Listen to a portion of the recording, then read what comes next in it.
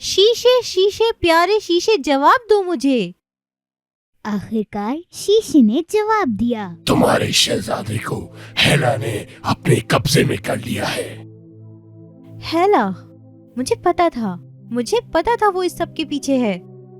उसके बाद शीशे के अंदर से वो बंदा गायब हो गया और अचानक चुड़ैल हेला शीशे के अंदर आ गई। जब सातों बोनों ने हेला को देखा, उन्होंने डर कर अपनी आंखें बंद कर ली।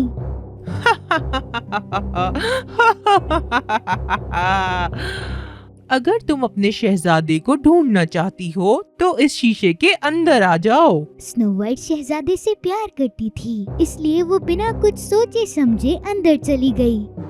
हेला ने उसे जादुई जंगल में खींच लिया था। रुको स्नो वाइट, रुक जाओ। बहुत देर हो चुकी थी। स्नो वाइट एक जादुई जंगल में आ पहुंची।